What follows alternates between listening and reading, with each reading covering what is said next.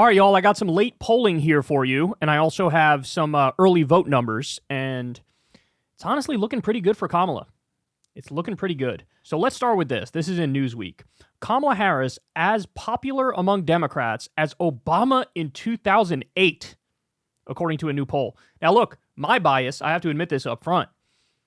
I didn't think there was any way she'd be as popular as Obama in 2008. Obama in 2008. I mean, I know a lot of my audience is young, but I'm sure some of you are around my age or older. It's hard to really put into context and perspective for you just how popular that guy was in 2008. Everybody was projecting onto him what they wanted him to be. Moderates saw a moderate guy. Left-wingers saw a left-wing guy.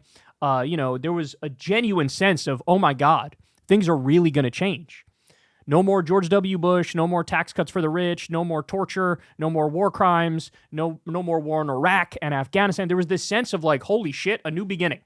And a lot of people thought they were looking at the new FDR, right? And so in 2008, he was incredibly popular. But let me give you some of the specific numbers. A poll has found that Kamala Harris is as popular today as Barack Obama was in 2008 among Democrat voters. Harris received a 72% favorability rating among the party's supporters in a recently released Gallup poll. The figure is likely the highest for a Democratic candidate going back almost 70 years and ties Harris with Obama just before he was elected president for the first time. The survey compared own party favorability for both presidential candidates in 2024 to candidates in almost every election from 1956 onwards, with the exception of 3 election years when the question was not asked. Missing from the data are the responses from 1988, so that's George H.W. Bush versus Michael Dukakis, 1996, which is Bill Clinton versus Bob Dole, and 2000, which is George W. Bush versus Al Gore. The results found that the highest party favorability rating was registered in 1984. That was when 76% of Republicans backed Ronald Reagan. Republicans love Ronald Reagan. And this was followed by Trump's favorability rating of 73% among Republicans in 2020. Interesting to point out, though, Trump had a 73% favorability among Republicans in 2020, but he lost that election. Important to point out. Okay. Harris and Obama were tied for third place overall and first place among Democratic nominees. So 72% favorability, tied with Obama in 2008. That's a big deal. If I had to guess, I would have said she's 10 or 12 points below Obama in 2008. Not true. All right. More for you. New ABC Ipsos poll of likely voters nationally. Harris 51, Trump 47. That's a big deal. That's a 4-point lead for Kamala. Now, I should point out there are like almost every other pollster. This is kind of crazy, actually. Almost every other pollster has the race dead tied at 49-49, I believe the numbers are. And I have to say, man, I think that's a little sketchy. A lot of people are accusing the pollsters now of doing this thing called herding, which is like basically just like hedging your bet so you don't look like an idiot after the fact by just saying, hey, man, it's a coin toss. What do you want me to tell you? And so it's super sketchy. And now I'm, very skeptical of the business practices of a lot of these pollsters because it's a near statistical impossibility that like all the other big polling agencies have exactly the same number, dead tied leading into the election. It's super questionable, guys. It really is. But the ABC Ipsos poll has Harris 51, Trump 47. Now, let me give you this. This is an important fact. So that same poll in 2012 had Obama +3, while nearly every other pollster had the race even or Romney slightly ahead. Obama ended up winning by 4. So let me repeat that. In 2012, this same poll before that election had Obama +3, and he ended up winning by 4. The same poll this time has Kamala +4. Right? Now, I brought this point up to Crystal, thinking it was like, aha, look at this knowledge I just dropped on you. But she did say back to me, yeah, but that poll in 2020 had Biden up 12 nationally. And of course, he didn't end up winning by that much nationally. So, but still, I mean, take it for what it's worth. But interesting numbers. All right, more. 9.5 million early votes cast so far in the 7 swing states. 952,866 more women have voted than men. That's basically 55% to 45%. The gender gap grew by 87,396 from Thursday. Gender turnout gap is plus 14 points in Michigan, plus 13 in Pennsylvania, plus 12 in Georgia, plus 10 in Wisconsin, plus 9 in North Carolina, plus 4 in Arizona, and minus 2 in Nevada. So more on Nevada in a second, because there's an interesting case there as to why the numbers are what they are right now. But this gender gap could really help decide the election. We did a story a couple days back or a week or so ago, whatever it was, where we talked about Kamala's secret weapon in this election. And the secret weapon is white women.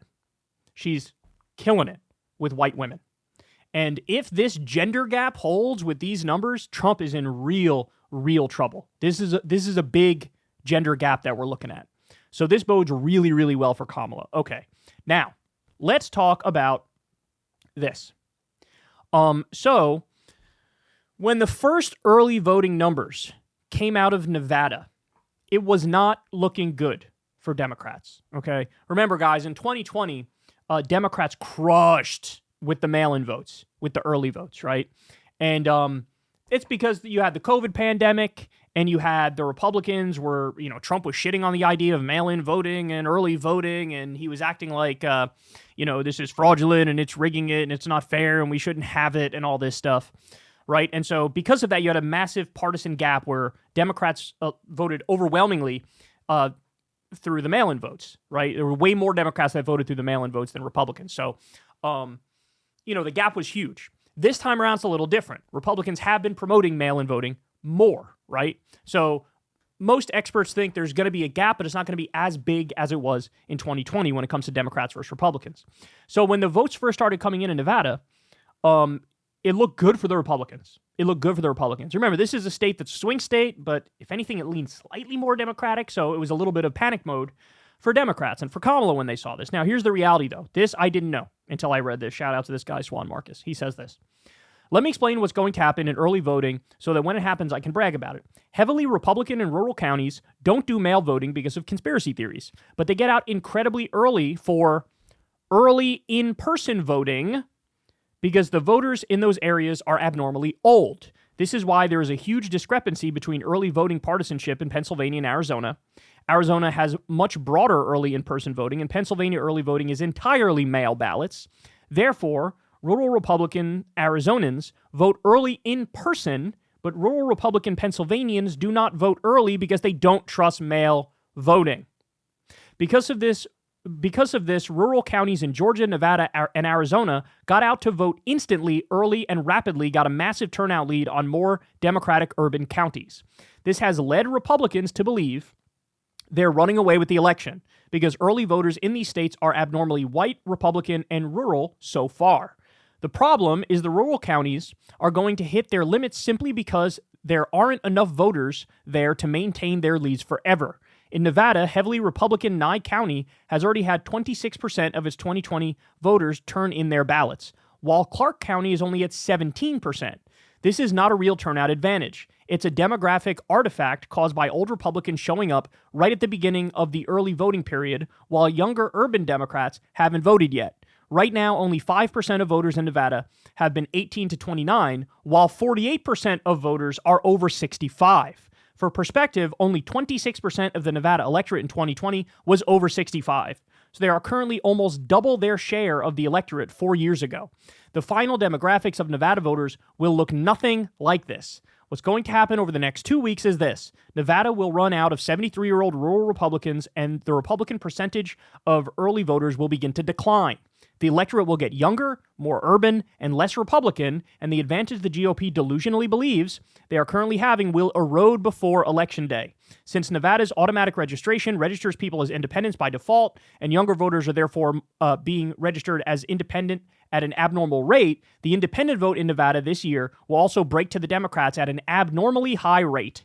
If Trump loses Nevada, this will be the source of insane Republican conspiracy theories because they won't be smart enough to understand how they had such a big lead in Nevada's early voting and still lost. Just like they couldn't understand how they had such big leads in 2020 and lost it then either. So guys, remember, go back and watch. I was on Rogan's show during the 2020 election on election night, and I said before the votes started coming in, the red mirage is likely to happen. What's the red mirage? It's going to look like Republicans are way up, and then the more the mail-in ballots are usually counted second, the more they're counted, the more the Democratic numbers are going to go up and up and up and up and up. And that's what happened.